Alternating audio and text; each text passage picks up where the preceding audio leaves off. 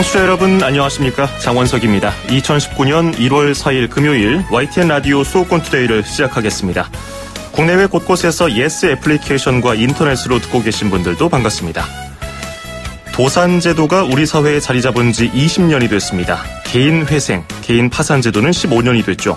처음에는 도덕적 해이를 우려하는 목소리도 있었지만 사람을 살리는 제도라는 평가를 받으면서 사회적인 역할을 하고 있습니다. 잠시 뒤 일부 투데이 포커스에서는 김웅 변호사 연결해서 관련 제도에 대해 자세히 짚어보겠습니다. 2부 수도권 사람들 코너에서는 김미란 리포터와 수도권 화재 현장을 찾아가 보고요. 수도권 행정탐방 시간에는 인천광역시 소식을 전해드리겠습니다. 오늘은 어제보다 기온이 조금 더 오르지만 미세먼지 농도 역시 높아집니다. 지금 충북 지역 미세먼지 농도가 나쁨 수준인데요. 낮에는 중서부와 전북, 밤부터는 영동과 경북에도 미세먼지 농도가 높아집니다. 제주에는 오후에 많게는 비가 10mm 정도 내리고요. 산간에는 최대 5cm 정도 눈이 예상됩니다. 서울 현재 기온 영하 5.4도, 습도는 54%, 오늘 낮 최고 기온은 서울 4도, 대전 6도, 대구, 광주 7도, 부산 10도, 강릉과 제주는 8도를 기록하겠습니다. YTN 라디오 수도권 투데이 1부 잠시 뒤에 출발합니다.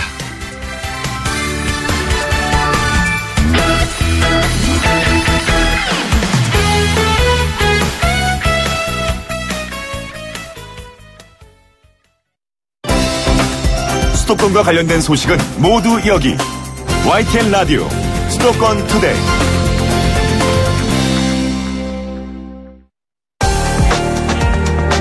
투데이 포커스.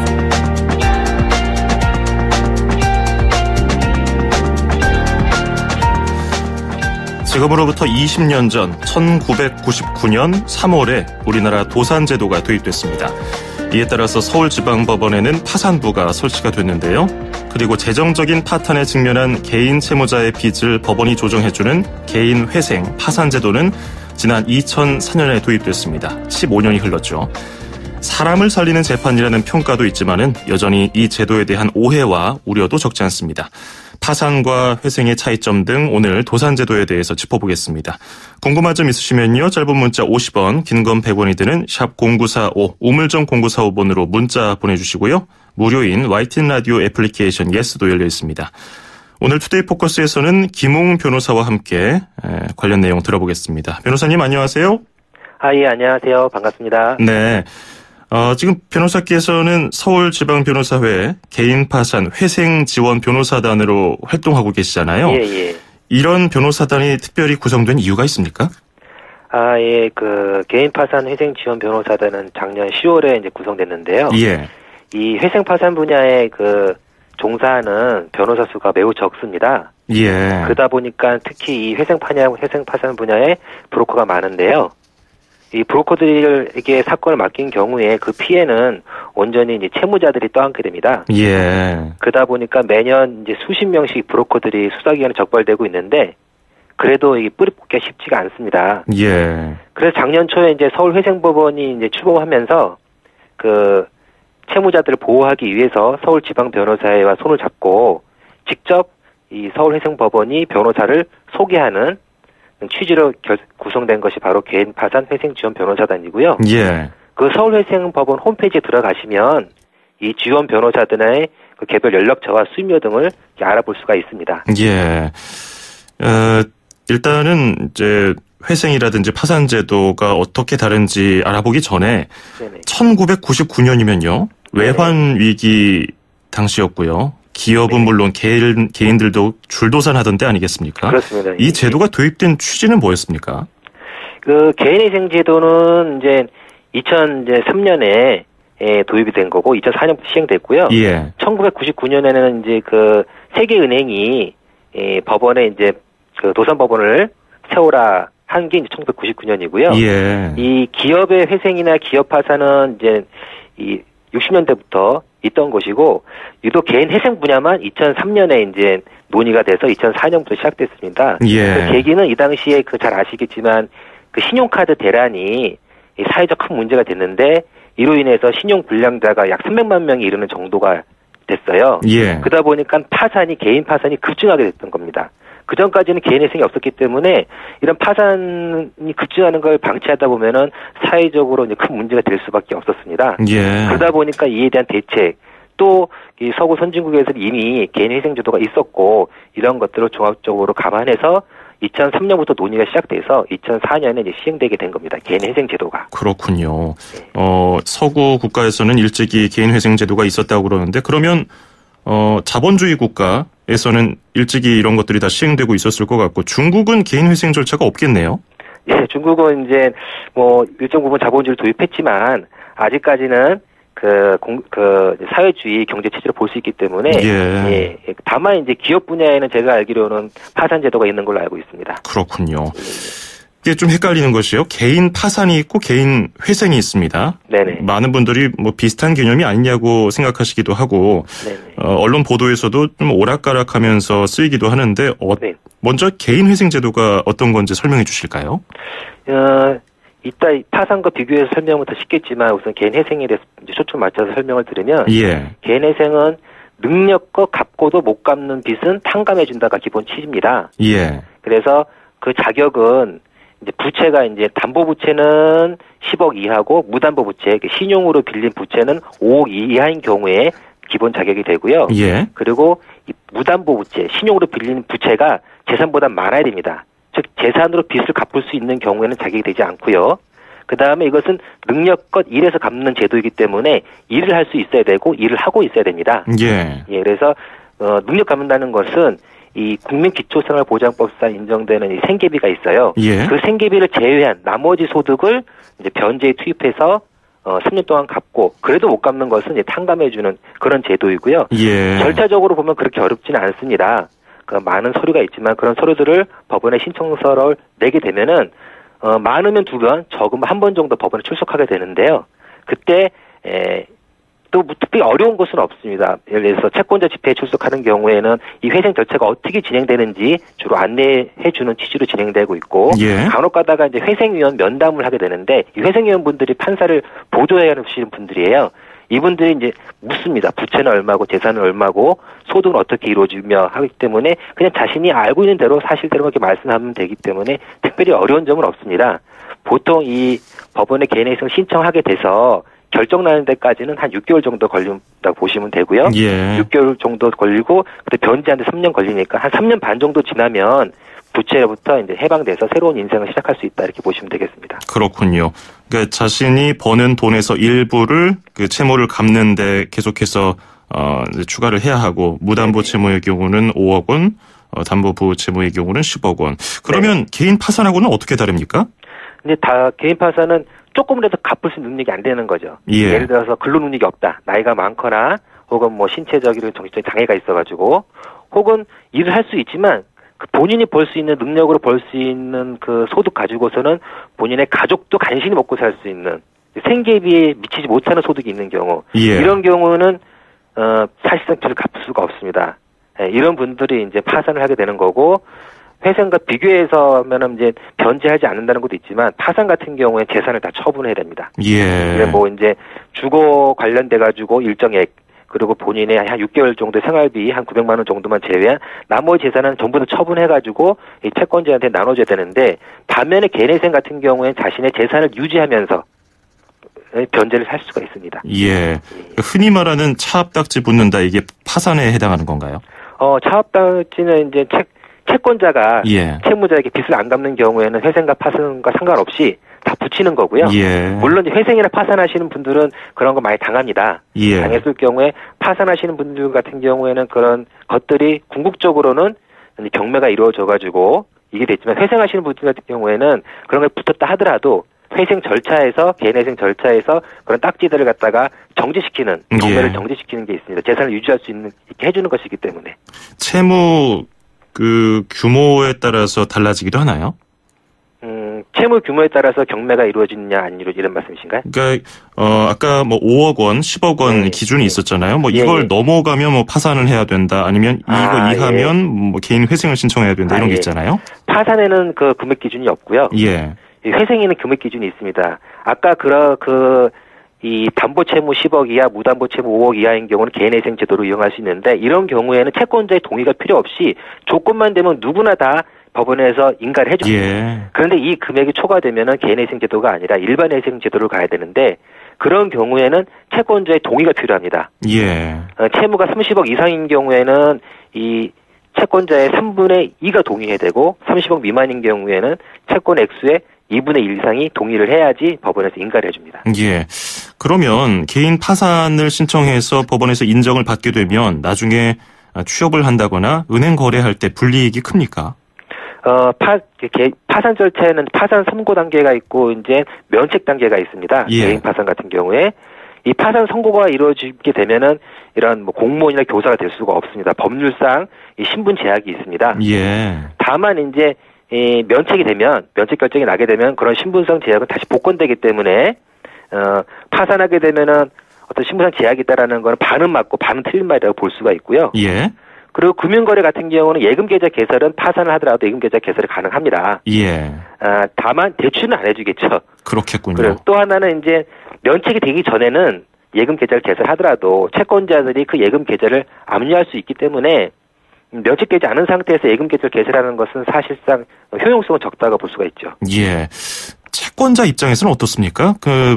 빌려준 돈과 그에 합당한 이자를 오롯이 변제받을 수 있습니까?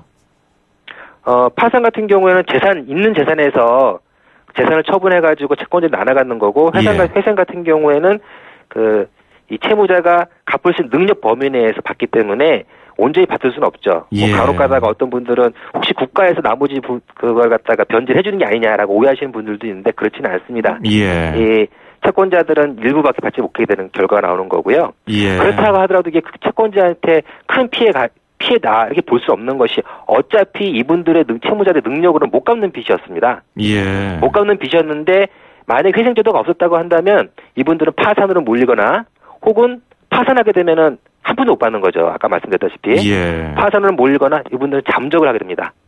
그렇군요. 사회적으로 신용불량자의 낙인이 두려워서 숨어버리기 때문에 결국은 한 푼도 받지 못하는 거죠. 이런 것들을 막기 위해서 회생제도가 생겼고 회생제도가 생겼기 때문에 그나마 채권자들은 어느 일정 부분이라도 채무를 변제받을 수 있게 된 거죠. 그렇군요. 이 도산제도 자체가 채무자가 돈을 갚지 못하는 것에 대한 책임을 어느 정도 또 채권자에게 지운다고 봐도 과언이 아니겠군요.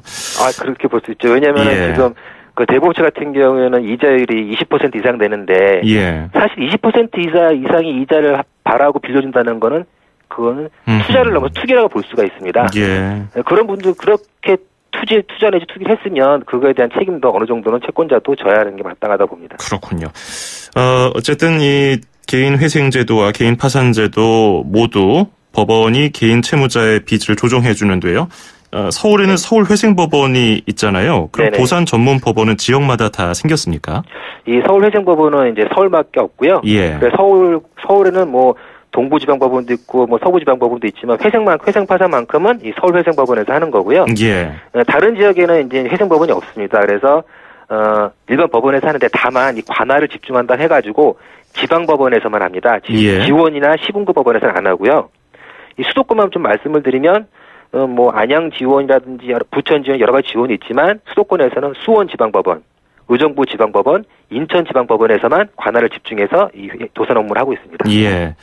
앞서서 도산제도에 대한 순기능은 설명이 된 것 같은데요. 그런데 채권자 입장에서는 채무자들의 도덕적 해이를 우려하지 않습니까? 이 제도가 도입될 당시부터 이런 걱정은 있어 왔는데 그래서 법원에서 굉장히 좀 서류를 좀 까다롭게 체크를 해야 될 것 같은데 어떻습니까? 과거 이게 시행 초창기에는 그런 이제 브로커들 활동도 많고 하다 보니까 법원을 속이는 그런 행동들이 좀 있었습니다. 예를 들어서 소득이 많으면 변제를 많이 해야 되니까 소득을 숨기라든지 혹은 재산이 있으면 재산보다 많이 변제를 해야 되기 때문에 재산을 숨기라든지 이런 사태가 있었는데 이 시행된 지 한 15년이 지나서 법원에서는 이거를 적발해내는 이런 기법이 굉장히 많이 발전했어요. 심지어는 이제 채무자의 통화 기록을 조회를 해가지고 이 사람이 근무 시간이 어디에 있었는지 이런 것까지 막 체크합니다. 그래서 제가 봤을 때는 거의 지금 법원을 소득이나 재산을 숨겨가지고 이 회생제도를 통해서 이익을 보려고 하는 채무자들은 이제 발붙이기가 어렵죠. 예. 그 법원에서 서류 제출을 할 때요. 네네. 파산이나 회생 신청한 당사자는 물론 가족들, 그러니까 배우자라든지 부모, 형제, 재산 자료까지 요구하는 경우가 있다고 하던데요. 책임은 신청자에게 한정되는 거 아닌가요? 왜 이렇게 달라고 하나요? 여기 이제 좀 개인회생제도에 좀 특별한 점이라 볼 수가 있는데요. 예.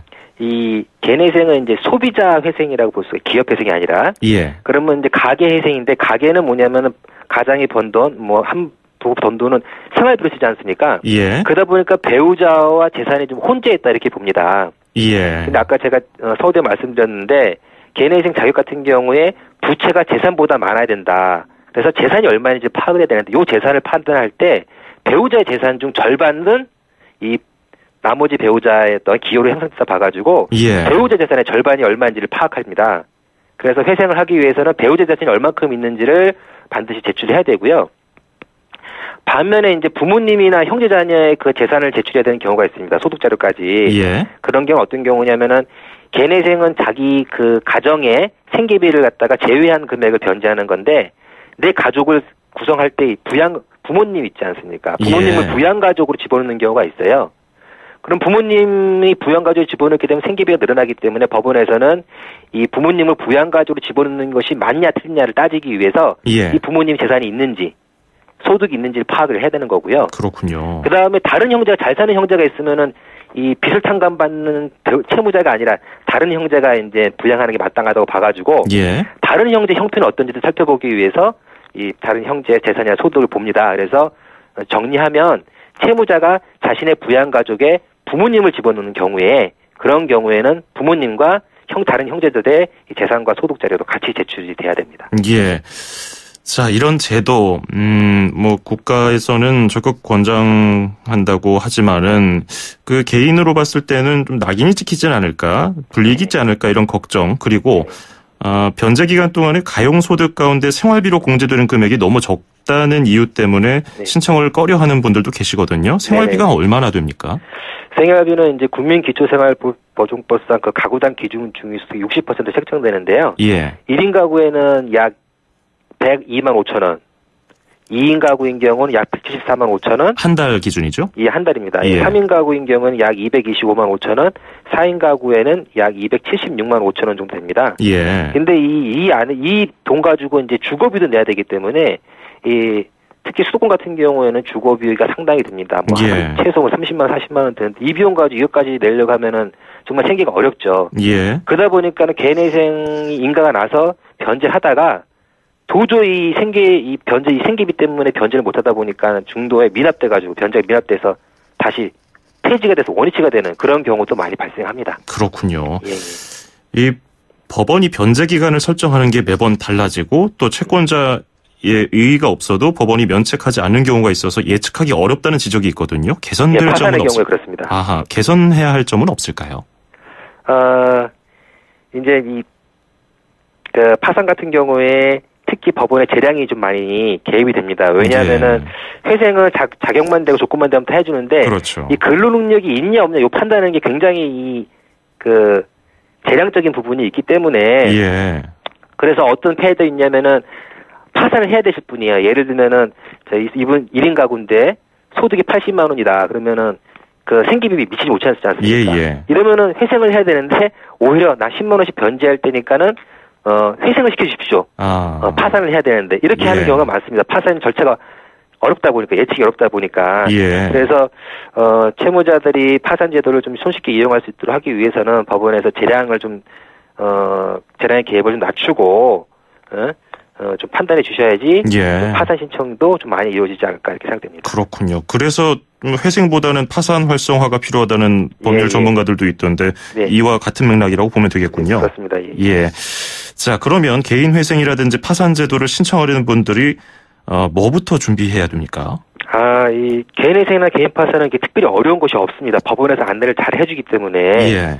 다만 이제 회생 같은 경우는 변제 계획안이 좀 까다로운데 이런 거는 이제 법률 전문가의 도움이 좀 필요합니다. 혼자서 하기에는 좀 어렵고요. 예.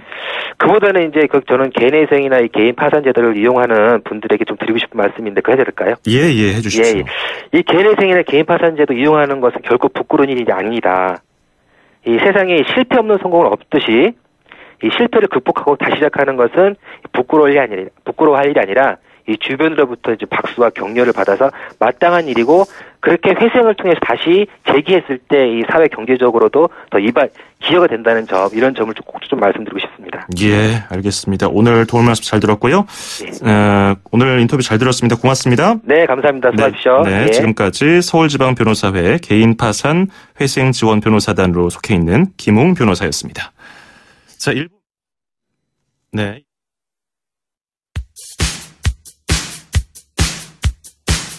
네, 1부 마무리하면서요. The Pointer Sisters의 점프 듣고 잠시 뒤 2부에서 뵙겠습니다.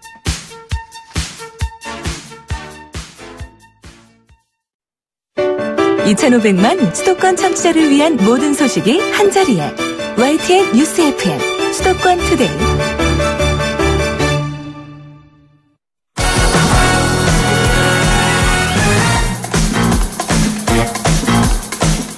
YTN 라디오 수도권 투데이 2부 수도권 뉴스 브리핑으로 시작합니다. 서울 아파트 매매 가격이 8주 연속 하락세를 이어갔습니다. 한국감정원 자료를 보면 지난달 31일 기준 서울 아파트 매매 가격은 전주보다 0.09% 하락했습니다. 강남구가 0.25% 떨어지며 하락폭이 가장 컸고 마포구와 송파구, 양천구 등이 뒤를 이었습니다. 같은 기간 전국의 아파트 매매 가격은 0.07%, 수도권은 0.06% 각각 하락했습니다. 지난주 아파트 전세 가격은 서울이 0.12% 떨어졌고 전국과 수도권도 각각 0.09% 하락했습니다.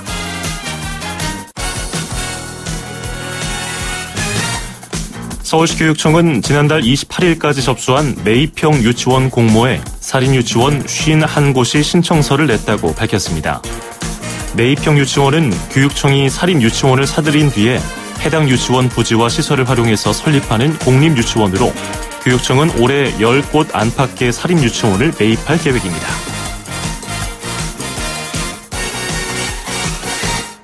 서울시는 한파에 취약한 가구를 지원하기 위해서 서울형 긴급복지자치구 지원금을 150% 늘렸다고 밝혔습니다. 지난 2015년부터 시행된 서울형 긴급복지는 법적, 제도적 지원을 받지 못하는 저소득 가구의 생계비와 의료비, 주거비 등을 각각 100만 원 안에서 지원하는 제도입니다. 경기도 고양시 의원이 새해 첫날 대낮에 음주운전을 하다가 사고를 낸 사실이 뒤늦게 알려졌습니다. 일산 서부경찰서는 고양시 의원 53살 최모 씨를 음주운전 혐의로 입건했다고 밝혔습니다. 최 씨는 지난 1일 오후 3시 40분쯤 고양시 중산동의 한 도로에서 술을 마시고 운전하다 중앙분리대 화단 가로수를 들이받은 혐의를 받고 있습니다. 당시 최 씨의 혈중 알코올 농도는 면허 정지 수준인 0.065%였습니다. 인천시가 2022년까지 일자리 정책 목표와 실천 과제를 담은 민선 7기 일자리 정책 로드맵을 발표했습니다. 인천시는 2022년까지 고용률 71.2%, 실업률 3.9% 달성, 일자리 55만 개 창출을 목표로 삼고 일자리 시스템 혁신과 행복한 일자리 만들기 등 4대 분야 80개 실천 과제를 설정했습니다. 경기도와 경기도의회의 상생 발전을 위한 정책협의회가 공식 출범했습니다. 정책협의회는 다음 달 11일 첫 회의를 시작으로 도정 관련 주요 정책과 주요 조례안, 예산안 등을 협의해서 처리하게 됩니다.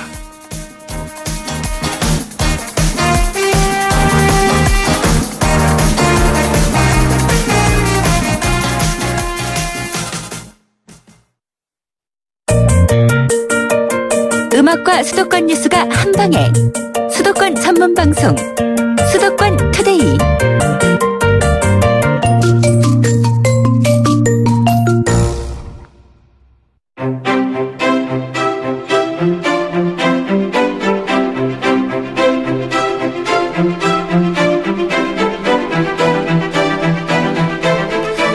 네, 계속해서 수도권의 다양한 삶의 현장들, 그 안에 함께하는 사람들을 만나보는 수도권 사람들 시간입니다. 오늘도 김미란 리포터와 함께하겠습니다. 어서 오세요. 네, 안녕하세요. 새해 복 많이 받으세요. 네, 새해 복 많이 받으세요. 네, 2019년 새해 첫 소식 어떤 겁니까? 네, 이제 기해운이 밝아왔는데요. 무술년 마지막 휴일인 지난해 12월 31일 영하의 강추위와 좀 매서움인 칼바람이 불었지만요. 네. 강원 지역을 비롯해서 전국 13곳 스키장이 사람들을 붐볐습니다. 이 새해 첫날 서울 도심 한복판, 이 서울광장 스케이트장도 아이부터 어른까지 북적였는데요. 네. 하얀 눈과 빙판 위에서 추운 줄 모르고 신나게 즐기는 사람들로 가득 찬 겨울철 놀이 현장으로 함께 가보시죠. 천천히. 급하게 안 해도 돼. 한번 이렇게 엄마처럼. 혹시 서울광장 스케이트장을 처음 오신 분 한번 손 한번 들어볼까요? 나 처음 왔다. 네, 얼음 제치는 소리가 네. 굉장히 상쾌하게 들리는데요. 서울광장 스케이트장 찾은 시민들 표정 어땠습니까? 네, 엄마 옆에서요. 빙판 위를 예. 한 걸음 한 걸음 조심스럽게 내딛는 아이의 이 두 볼이 빨갰는데요.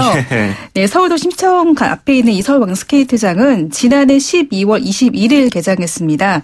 2004년도부터 해마다 이맘때가 되면 문을 여는 서울광장 스케이트장은 1897제곱미터의 크기로 지난해보다 조금 더 넓어졌는데요. 예. 영하의 기온도 이 쌩쌩 부는 칼바람도 이 스케이트장 열기를 식히지 못할 정도였는데요. 문 열기가 무섭게 시민들의 발걸음이 끊이지 않고 있습니다. 한낮에는 엄마, 아빠와 함께 온 아이들로 또 밤에는 친구, 연인들과 함께 온 청춘들로 가득했는데요. 마치 추위를 기다렸던 사람들 같았습니다. 친구들이랑 왔는데 이게 날씨도 추워도 이게 스케이트 타니까 스케이트가 원래 겨울에 타는 거니까 춥지만 재밌어요. 처음에 탈 때는 추웠어요. 어때요? 처음에 탈 때는 손도 시렸고 발도 시려웠는데 타니까 땀도 나고 지금 너무 더워요. 한 20분 정도 탔는데요. 네, 그냥 친구랑 같이 스케이트 타러 왔어요. 네, 가격도 괜찮고 재밌네요. 네. 미끄러워가지고 좀 힘들긴 한데 그래도 겨울만의 스포츠다 보니까 그것만의 특색이 있고 재밌는 것 같아요. 네, 앞에 신설된 컬링장도 봤는데 재밌을 것 같은데 선착순이 끝나서 아쉽게 참여를 못했어요. 재밌어요. 형들이랑 놀 수 있어서 재밌네요. 오늘 스케이트 너무 재밌어요. 또 타고 싶어요. 이 친구는 이번 주말에 또 왔을 것 같네요. 네. 스케이트장 매년 열리는 곳이고요. 조금 커졌다고 하지만 새로울 게 이번에 있습니까? 네, 2018년 평창 동계올림픽에서 가장 사랑을 많이 받고 인기가 많았던 이 컬링을 서울광장에서 만나볼 수가 있습니다. 예. 올해 이렇게 좀 새롭게 컬링장이 마련이 됐는데요. 강습도 좀 부담 없이 배워볼 수가 있습니다. 어린이와 초보자를 위한 어린이 링크장과 스케이트를 좀 더 능숙하게 타는 사람들을 위한 더 넓은 링크장이 이렇게 마련이 되어 있는데요. 네. 아이는 7세부터 부모님 동반한 입장이 가능합니다. 작년보다 달라진 이 서울광 스케이트장 소개를 담당자에게 더 들어봤는데요. 시민들이 보다 편리하게 이용할 수 있도록 작년 대비 전체 면적의 20%가 증가되었고 컬링장에서 컬링 체험 및 강습을 받을 수 있도록 컬링장이 신설되었고요. VR 체험장 또한 신설되어서 스케이팅이나 컬링 이외에 동계 스포츠를 즐길 수 있도록 하였습니다. VR 체험장 또한 신설되어서 알파인 스키 및 봅슬레이를 즐길 수 있도록 제공하였습니다. 의자에 앉아서 화면을 보면서 할 수 있도록 되어 있습니다. 1월 7일부터는 컬링 강습을 이용할 수 있게 될 거고요. 실내 빙상장에서 이제 컬링 체험을 진행하던 강사가 와서 전문적으로 진행을 하는 거기 때문에 즐기실 수 있을 겁니다. 예, 아이들이 정말 재밌어 하겠네요. VR 가상현실 체험 공간도 있고, 저도 그 컬링 스톤 한번 쫙 놓고 잘 원하는 곳에다가 내려놓는지 한번 해보고 싶은데, 아이들이 많아서 왠지 저는 차례가 안 올 것 같긴 합니다.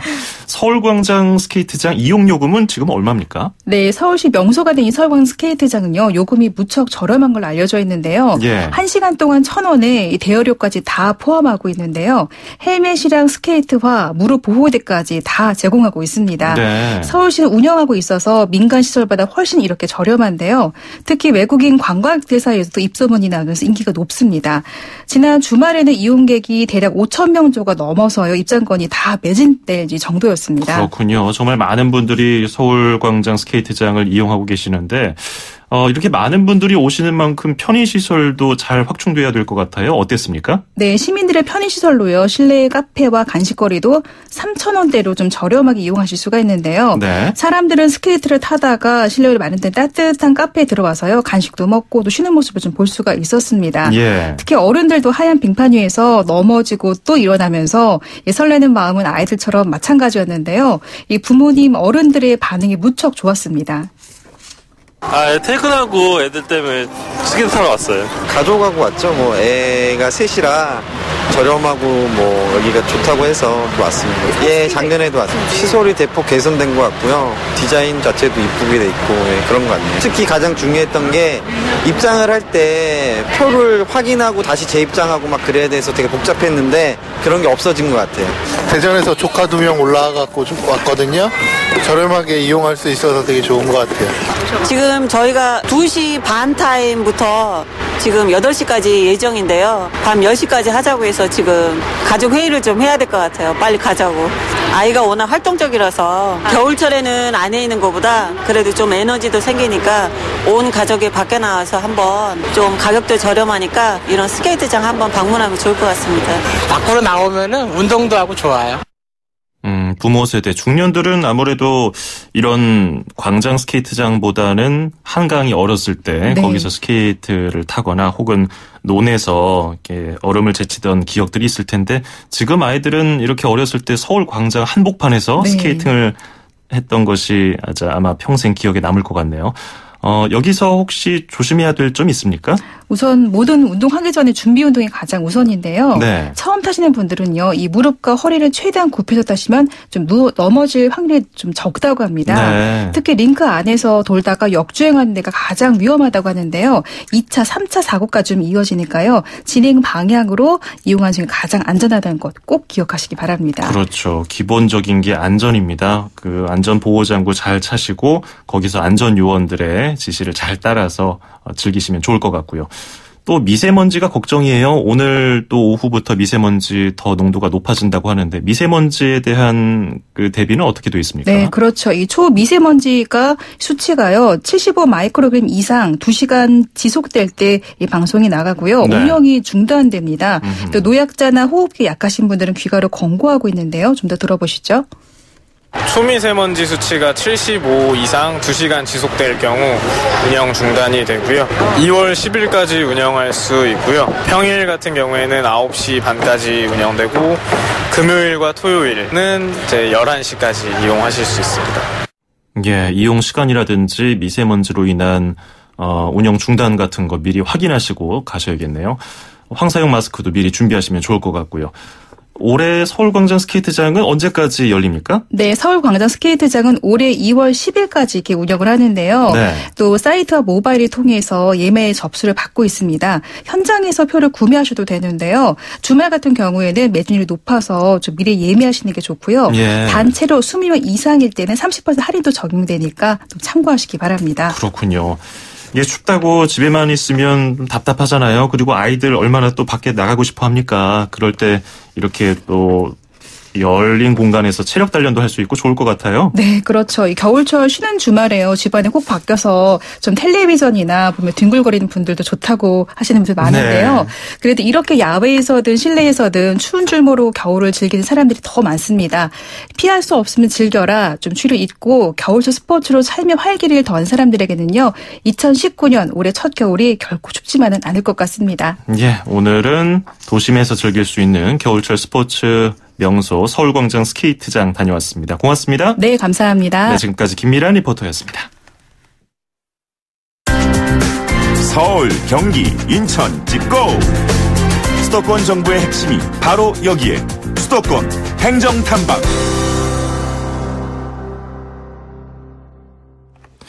네, 계속해서 수도권 행정탐방 인천광역시로 가보겠습니다. 새해를 맞아서 지방정부마다 달라지는 정책들이 조금 있습니다. 오늘은 인천광역시에서 새롭게 시행되거나 바뀌는 주요 정책들을 중점적으로 살펴보겠습니다. 정윤희 인천시 방송보도팀장 연결하겠습니다. 정 팀장님 안녕하세요. 네, 안녕하세요. 네, 새해 복 많이 받으십시오. 네, 새해 복 많이 받으세요. 예, 먼저 인천시 교육복지 혜택부터 살펴볼까요? 어떤 점이 달라집니까? 네, 올해 인천시 정책 중에 교육 복지 혜택이 크게 달라졌습니다. 먼저 인천시는 올해부터 광역시 최초로 중고등학교 신입생에게 무상으로 교복을 지원합니다. 네. 중학교 신입생 2만 6천여 명과 고교 신입생 2만 7천여 명이 혜택을 받는데요. 1인당 26만 6천 원 기준으로 교복을 현물로 지급받습니다. 네. 이와 함께 지난해 어린이집과 초중고 등 학생까지 시행했던 무상급식을 유치원생까지 확대함으로써 광역시 최초로 영유아부터 초중고 전 학년에게 무상급식을 전면 시행하게 됐습니다. 또 가구소득 8분위 이하 국내 대학 재학생과 졸업 후 2년 이내에 미취업자, 다자녀 가구의 대학생 등 한국장학재단에서 대출받은 대학생의 대출이자를 인천시가 지원할 예정입니다. 예. 안 그래도 어제 저희가 일부에서 박남춘 인천시장 인터뷰를 했잖아요. 알고 계시죠? 네. 예. 네네. 시민안전보험에 대해서도 언급을 했고 수도권 뉴스브리핑에서도 전해드린 바가 있는데 이 시민안전보험이 뭔지 설명 좀 해주실까요? 네. 인천에서는 전국 광역시 최초로 시민안전보험이 1월 1일부터 시행되고 있습니다. 시민안전보험은 인천시가 직접 보험사 계약을 하고 비용을 부담해 각종 자연재해와 재난, 사고, 범죄 피해로 후유장애를 입거나 사망한 시민과 가족에게 보험사를 통해 보험금을 지급하는 제도인데요. 네.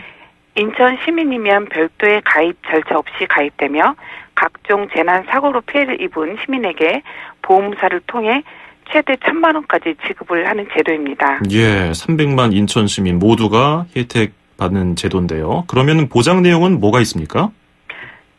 시민안전보험의 세부적 보장 항목은 총 8개로 구분이 되는데요. 예. 폭발, 화재, 붕괴로 인한 상해 사망 및 후유장애가 포함되고요.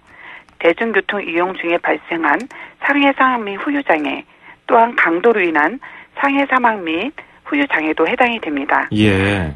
특히 폭염 질환으로 인한 자연재해 사망과 어린이 보호 차원에서 12세 미만 어린이 스쿨 전 교통사고 부상 치료비도 보장 항목에 포함되어 있습니다.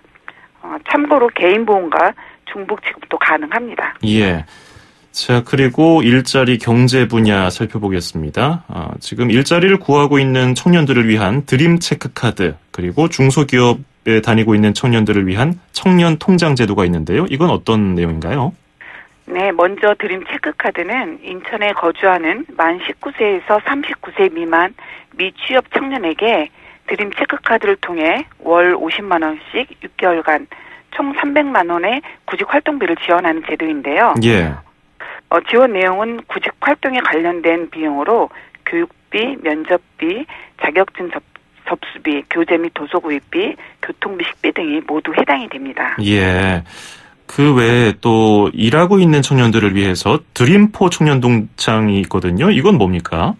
네, 드림포 청년통장 제도도 올해 상반기부터 시행이 되는데요. 인천시 소재 중소중견 제조기업 2년 이상 재직 청년에게 생애 1회 드림포 청년통장을 지원해드리는 제도입니다. 예. 지원액은 3년간 1천만 원까지 목돈 마련 기회가 주어지는데요.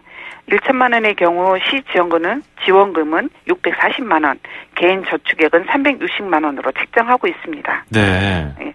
그 드림 체크카드와 드림 포 청년 통장 두 제도 모두 신청 가능 시기와 방법, 구비 서류 등 사업 시행 전에 인천시 홈페이지를 통해서 자세한 내용을 홍보할 예정이니까 시민 여러분의 많은 관심을 부탁드리겠습니다. 예, 지금은 뭐 전반적인 내용 설명해드렸으니까요. 자세한 내용은 인천시 홈페이지 들어가서 보시면 될 것 같네요.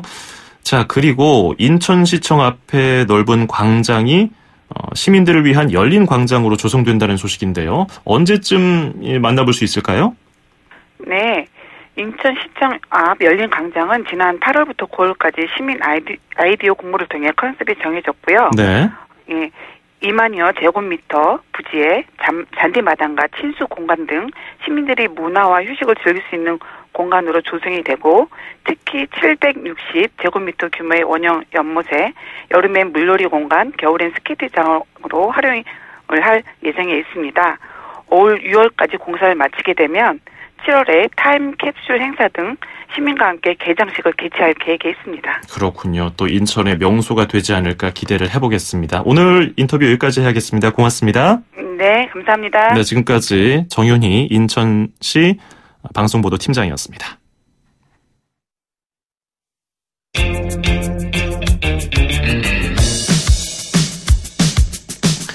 네, 1월 4일 금요일 YTN 라디오 수도권 투데이 마치겠습니다. 또 주말입니다. 주말 잘 쉬면서 다음 주 준비 잘 하시고요. 저는 다음 주 월요일 아침 9시 10분에 돌아오겠습니다. 끝으로 들으실 노래는 컬처클럽의 카멜레온입니다. 장원석이었습니다. 고맙습니다.